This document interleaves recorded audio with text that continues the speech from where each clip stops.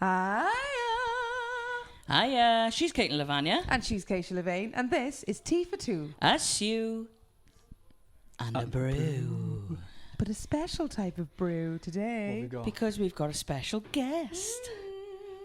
It's not me. Chin chin. Chin chin. Oh, you enjoying it? Cheers, everyone. First timer. Cheers. Don't leave me hanging. That On was the- absolutely sad. That happens to me in real life, so everyone. There you go. Kaysha, Bosh. Kaysha, Kaysha. There we are. Middle. That's lush. Smashing. Who are you and why on earth are you here? Well, I'm Kurt. I'm a singer-songwriter from the Rhondda Valleys. God, And another one. another one. There's so many, really, aren't there? I know. If you think about it. And they're all on the fucking pod as well. Right. What? We're not doing. We've slipped into swearing territory this season. Granny I don't June, like it. we apologise. There we are. Kurt apologises. Granny June will probably I don't. remember you. Maybe From where? from gigs way back when. Maybe. Maybe. Yeah. Who knows? Anyway, go on. Let's try not to swear, please. I don't like it. Why? It doesn't make us look very I don't care. respectable. You don't care. You crack on then. Thank you. I'm going to be respect. I'm I will. stuck. Crack Stuck in on. the middle. Stuck in the middle again. Right. Where are we and what are we doing? We are in the Tipsy Owl in Pontypridd. A brand new cocktail bar. Sipping on Cocktails. and mocktails. And mocktails, yes. Myself and Kurt do not drink. Yeah. Obviously, I've spoke about it on the pod where I don't drink. Right. Would you like to go into the reason why you don't drink? Right now? He's like, Right now? No. Right now, let's go. So I'll just go on to alcohol. Used to do a lot, drink a lot, and other things. That's just like other things. Other Yeah, fun we things. can we can say other Yeah. things We- because we- at least we say adults other things, yeah. adults will know what other things yeah, we don't need to mean. say it, but yes. And pretty much I'd lost my mind, completely lost my mind through other things. as well as drinking alcohol. And yeah, pretty much my mind just shut down and was like, I can't go on anymore. No. Brain was like, nah. So yeah, I spent roughly about a month or so in like a rehab facility thingy, and come out, go clean and sober, no cigarettes, no nothing, no booze, zero, and I've been sober ever since. Really? First try as well. I say first try. I made the conscious decision to have a little dabble in some, like, I'll drink a can here and then see how I felt. No. So Slippery slope there, technically classed as like a little relapse-ish, but it wasn't, I don't know how to put that. But anyway. I think that's stronger in my opinion. Like I don't think I could go, I'll have a cheeky can by year and be like, I wouldn't have another and go 14 back to the rehab vibe. I don't think I could No. just think, oh, I don't know, I'll go out on Saturday. Like, say we went to Alanis Morissette, We did. which she was incredible. Blackware sorted out.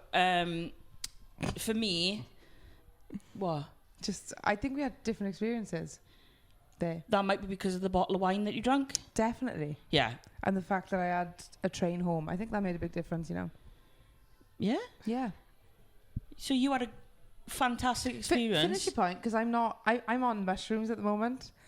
Can you- Lion's mane. I was going to say, can you Lion's please?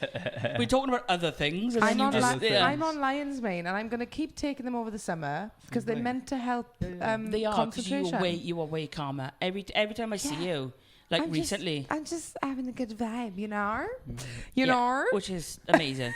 No, but I'm going to keep taking it. And then season 3, I'm going to see if I don't do this too much, because I think it's getting annoying. I'm annoying myself. Yeah, but I think that's what people like. But I think it can be reined in a little bit. Sometimes when I'm having an off day, it's quite bad. And we don't actually end up finishing anything we talk about. No, We so I'm going to go back to Alanis done it now. Morissette and Yeah. and drinking. If I made the decision last night, okay, I'll have a couple in spoons and I'll have a couple at the gig. Couldn't have done that. I know for a fact I couldn't have done that. Really? I wouldn't trust myself. But I can quite easily go any place and choose not to drink now because it's been 3 years. In my head, it's like, if you're alcoholic, I think it's easy to Like, I'm just looking at you both now going, you're both quite young to have gone through all of that and now to be out the other side and to then go, I'm not drinking anymore, full stop. Do you know what I mean?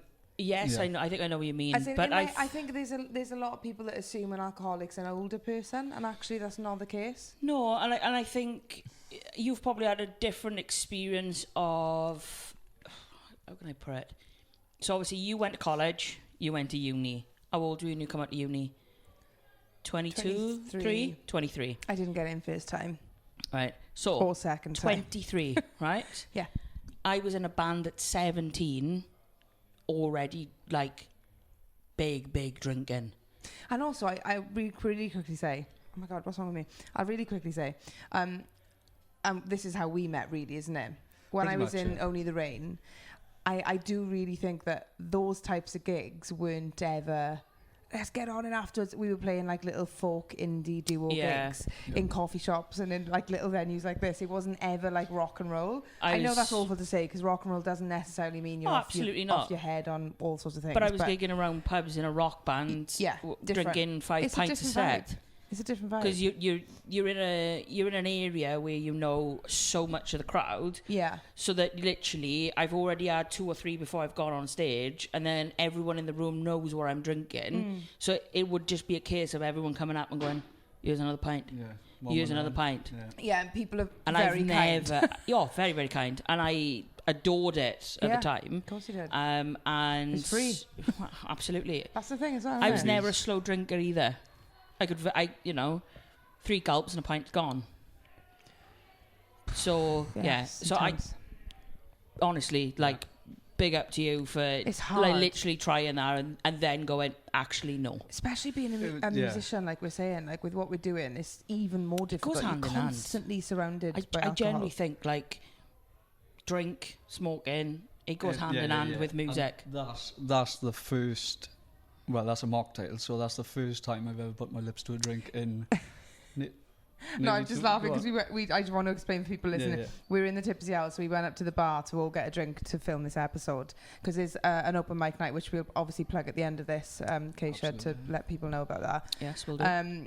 But yeah, we went up. Kate was at the end of the bar, and he was like, "Oh yeah, I'll try this," and I was just watching you, and you were like, "This feels wrong. This feels wrong." But then you sipped it, and you're like, "It's basically squash." Yeah, it is. Which is basically what a cocktail is anyway, in my opinion. It's sugar, innit? Of There's course it sugary is. drinks. There's lots of juice. There's lots of ice. Like, you know. But the good thing is that it tastes the same, and also in a social setting. I've had this when I first decided to stop. I had why are you stopping? It's like, you Kaysha, you're associated with going out and getting smashed. What the hell? Like, why?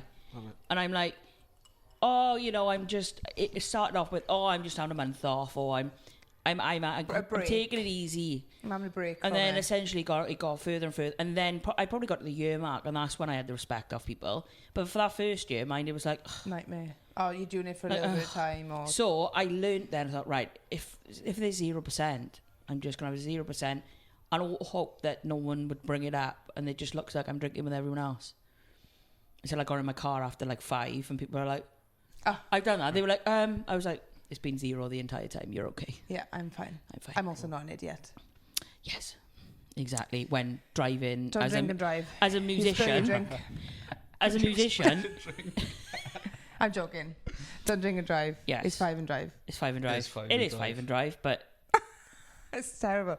Obviously, I'm joking. Please let it be known. Don't even drink one. I don't like when people I know people go to a pub after work, have 2 pints and then drive home. No, and I'm like, no. I'm like, fair enough. That 2 pints wouldn't, for example, Matthew, built like a brick shit house. Probably wouldn't affect him at all. 2 would not affect him. When and if I've only actually ever seen Matthew get inebriated. I was going to help you out then. Thank you. It was. I thought it was a big word. It was a big word.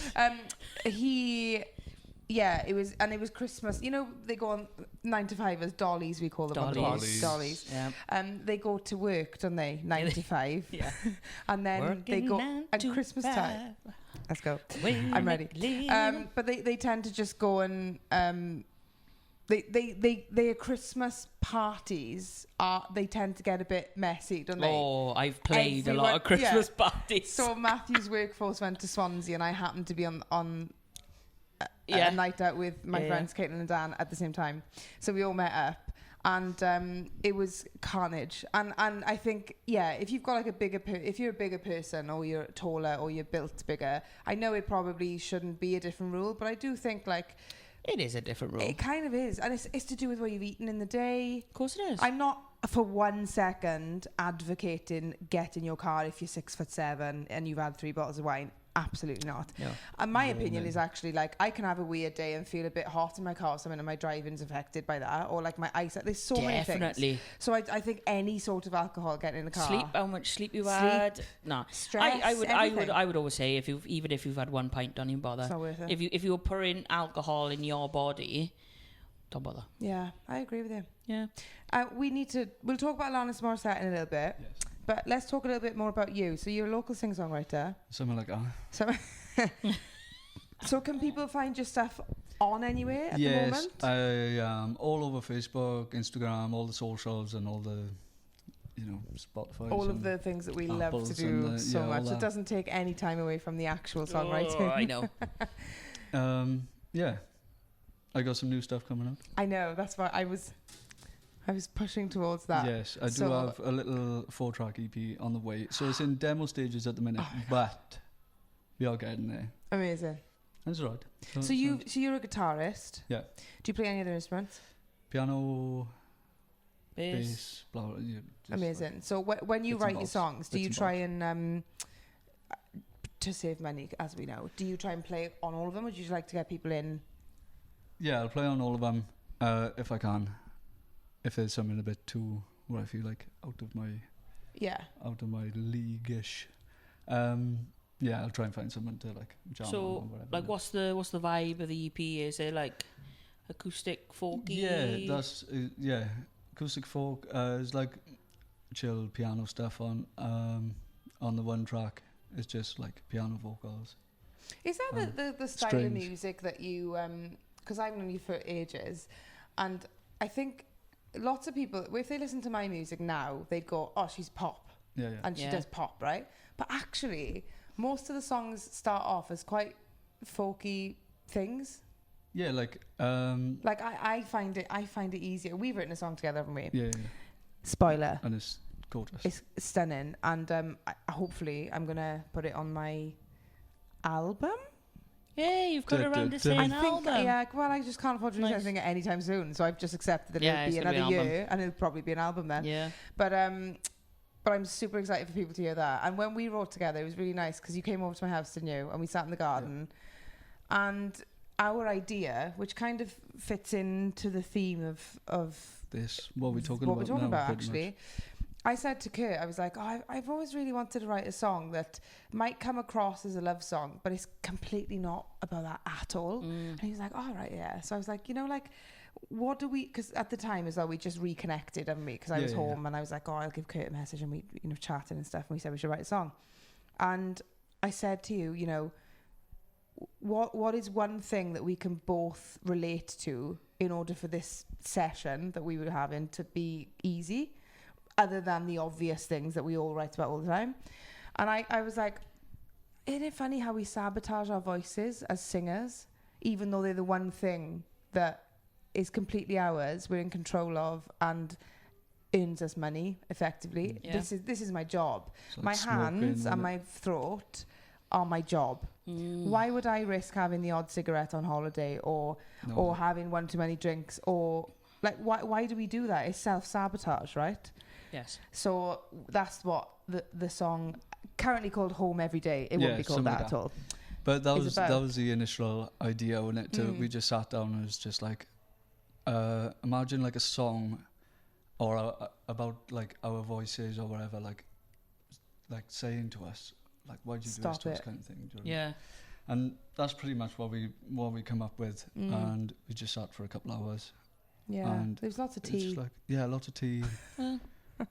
It's a theme going on, eh? Yeah, a little bit of a theme. But yeah, I was just thinking, like, it was literally tea for two. It was tea for two, and we got a song of it. It was class. But I was just thinking, like, that song for me now, I've shown the demo. I was obviously sent it to you, but I've shown it to a few people now, and they've all gone, "Oh, it's a love song." It's so interesting, isn't it? And I've gone, if you want it to be, it's actually not. It's an ode to my voice, basically. But I like that. Yeah. I like songs where we've spoke to some like songwriters and even, you know, big artists and whatever. They've said, no, what I write about is what the song's about, and that's what you should take from it. But actually, I find more authenticity in the artists that say, you get whatever you need from that song. And if it feels like you're going to ruin it for them, then you just go, it is. For me, Even it's just it's like It's whatever. a little secret then, isn't it? It's like, it's not about that at all. Whatever you take from it. You know, you might have some people that say, that does sound like the inner me then, questioning the decisions I make. Yeah. And then you might have someone say, well, actually, that sounds a bit like what I want to say to my partner or something. Yeah. That for me, that's a sign of a good songwriter. Yeah. When you can take multiple kind of storylines from with it, So your songs that are coming out now, the 4, what are they? Are they about your experiences with like addiction and stuff, or are they more current now? Are they looking back? Are they looking forward? What's the vibe of them? Do you know what? They were just something I knocked up in my old flat. I just got bored. I was like, why didn't I write in? I went writing for like a little bit. And then I just sat at the piano one night and was like, out came a little something. And then I was like, I have to finish this because I'm a sucker for getting an idea, a voice note or whatever. This is probably most of us, to be fair. Yeah, like and phones we've talked out, about this before. voice note, you get like, I don't know, a minute or so, and it's like, oh yeah, I'll do, chuck it away. And then you don't go back to it. So I was like, no, I gotta finish this tune. So I did. And then that led to another like 3 more. Amazing. So cool. And they're not now or past or anything. They're completely just random, made up. They're not even, well, to me, they're not about anything. But if you were to listen to, you probably get something from it. You'd probably be like, oh, it's a love song. I find that so difficult, writing. They're pretty random. Like. Writing just like random songs or like random stories. Now that I'm not drinking or I'm, you know, as I put it, mentally stable. Yeah. Yeah, I know. You say it every time, but compared to you, I am the mentally stable one. You definitely are. Yes, I am. Yeah. I do. Everyone knows it as well. I find that like really difficult. I've still got to find some sort of trauma or something in what I'm writing. Who forgot to put their phone on silent? Where is it? Is it over there? No, it's in his pocket. That's why. Well, when you're doing that, can I dive into the donuts? Because I'm breaking keto. There you go. Tell us. Because it's a special. Tell us all about keto. Let's not. So confusing when we like record. I have no.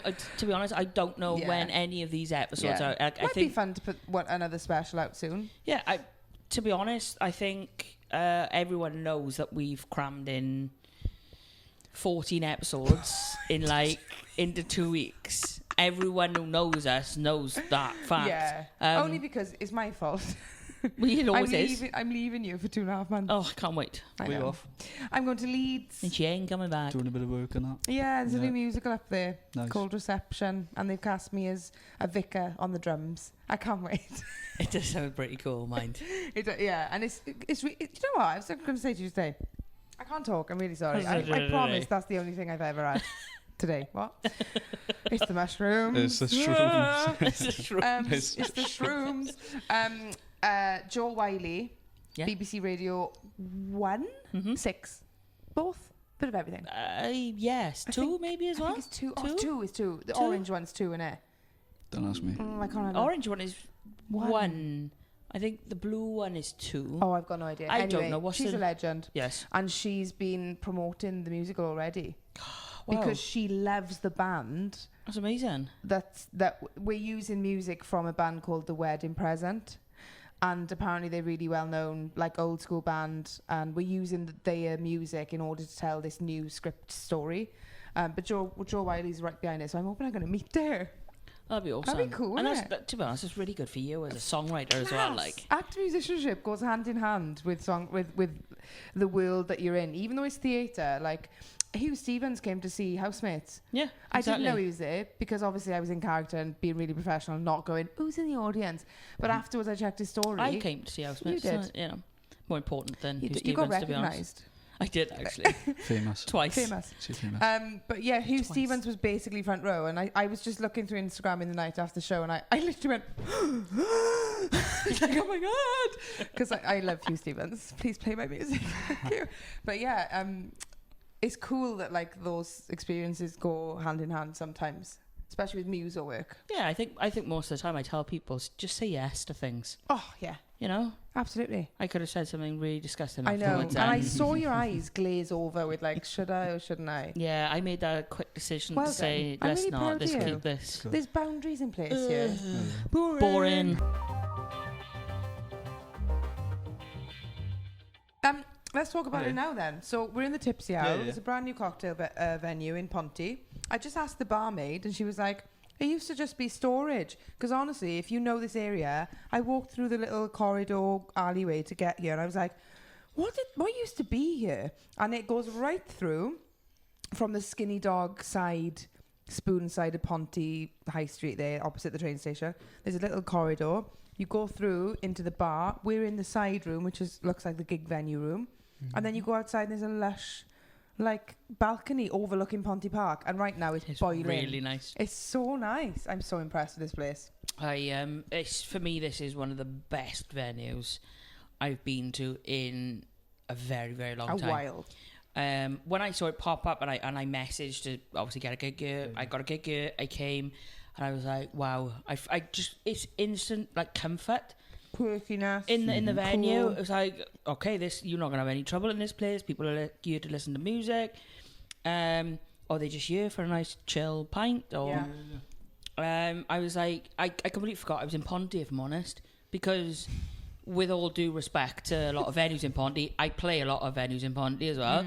But they are not like this. No, they're old. They need a bit of a revamp, I think. And the clientele are not respectful. We'll go with that word. Yeah. Yeah. On that note, though, Club Bond Club Bond. is also like similar. It's different to this, but it's also a gig venue, grassroots that's really trying to put on gigs all the time, and they're worth supporting as well. They're literally just down the road. Yeah, they are. Hopefully, and then you've got Zuko's coffee shop in the middle. Hopefully, it's a things are very gonna nice, start. like Ponty Fest. With you could have live music on in those three venues, and really make a good deal of it. I know there's a couple of other cocktail bars and whatever here, but in all fairness, I think those three that we've mentioned all support live music. And original too. Yes. Yes, Which is, definitely. That's important. Very important. Really important. But there's other venues around mine that support live music, but you've got to sing certain stuff, and you have no respect when they go in there. Like I've been to some venues, not just in Ponty, around South Wales, and you'll go up and you go, I'm the artist for tonight, over there. But Baby in the corner. And it's literally, you've got no room. I messaged my agency once, and I was like, have they ever had an artist here? She went, yeah, they have them all the time. Why? I was like, they haven't left me room. I am by a bench, by a door. Oh, God. I was like, how is this working with two massive speakers, a mixing desk, a laptop, stands? Not impressed. No. It's fair to say I didn't go back. So Good choice. it's a level of respect for artists as well, not just like definitely. supporting live music. So Yeah. So Tipsy Owl, if people do come here, what day should they come and why? a Thursday, Every other Thursday. every other for Thursday. Whenever this is, I don't know when this is going to come out. Oh, I But don't know today- either, but It's 3rd of July, Thursday. So it'll be not next Thursday, but the Thursday after. yes. Something like that. So it'll Probably be the next one, yeah, yeah. the next one will be 17th, Yeah. but this may be out after that as well. Okay. But yeah, just the best thing anyway is just a message tune. Yeah. Message me on tune. It's Tune Sign Media's up. night, isn't it? You're running Yeah, it's the Tune. open Yeah, mic. so it's Tune's open mic. Myself and Kurt host it. Legends. it's fair to say, even though he played last week, he did spend an hour sat in his arse while I introduced most people until I turned around and was like, are you going to do anything? It's like, get up off your ass Get now. up, move. Well, yeah. Amazing. But yeah, I think tonight we're both going to have a play maybe together as well. Yeah, we got one or two little tunes. Because we were gonna- just before doing... yes. we, yes. we were a little Yeah, I jam. messaged you the other morning, didn't I? And was like, Yeah. fancy doing a duo? Yes. Yeah, out of Little, nowhere. I little- can't wait to hear your voices together because I know you both. So I'm like, that's little, going to be stunning. little Louvain and Jones kind of acoustic thing. and yeah. Gorgeous. Oh, we had a little go just now before doing this, and it was like, oh, okay, we got Well, we this. like smashed out Yeah. What are like you 6 singing? songs. What's the song? I don't know. We You're were just going to play by ear. That's That's the best thing about an open mic, though, isn't it? Because Yeah. you can just turn up, and even artists that want to turn up and are maybe at the stage where they're not gigging yet, but they're like bedroom guitarists, and they're like, oh, I really want the experience. These you're very safe in these people's hands. I think we had Justin and Yeah, Dan- downtown, come down, Oh, nice, yeah. and he gave us a smash in kind of Yeah, review. yeah. He was like, like everyone is safe, everyone is welcome. Yeah, you know, yeah, you're yeah. going to be supported. Doesn't matter what stage you're at in your career. Yeah. You know, just we had people that didn't songwrite but wanted to play a cover. We had people who were new to songwriting, and then we had Yeah. you know people like Hugh James and Tom Crow came, and they've been songwriting for Years. Like, years. Yeah. You know, Yeah. and are very, very good at their craft. And then you have like people like us that have slogged it like on gig scenes and stuff. That completely winging it, yeah, pretty much. but that's pretty much what we did. We picked up a guitar and I just shouted a song out and we played it. Yeah. Great. It seems as though the Tipsy Owl is going to become the place to be in Ponty. That's exciting. I think so. Yeah. Pretty much. I think, In you know, terms It's- of like gig venues then, Kurt, to move it on yeah, go to that type of stuff, where have you been to? When's the last like big gig you went to? Big gig. So the last festival I done was up in Usk, and it was the Weekend Rumble, and they have like they do pretty well. They get people like, I think last year Bears came along, Bears from the Happy Mondays. Oh wow. There was John Power from the Lars and Cast. So they mix up, you know, they bring some people in. So that was probably one of the biggest little festivals. That makes sense. Mm-hmm. That's probably one of the biggest things I've done. Yeah. Goldie Looking Chain were there. oh, nice. Yeah, it was a good little How mix. many For Yeah. music coming out? Gold Looking Chain. I read something. I think are they doing Cardiff soon or something like that? I know they played Cardiff at the end of last year, didn't they? Oh, maybe it was that I saw. Yeah. I don't know.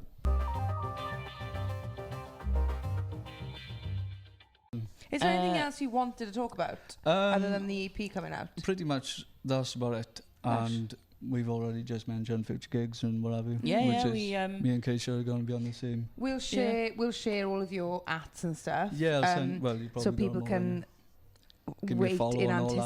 anticipation of Yeah. the EP. I'm so yeah, excited. Honestly, it's such a bedroom EP. Just, you know, that's it's fine though. it's none of this big studio malarkey. Yeah, but you don't need to do that. No, There's so much pressure that- for that a wasn't finished my- like a Yeah. polished thing, and Yeah, it's yeah, like yeah. that's not your vibe, is it? No, It's quite that- funny that wasn't my actually, talking about the whole like polished studio vibe. My cousin was saying the other day that your live version of Gold is her favourite song that you've ever put out. My live version. The live version.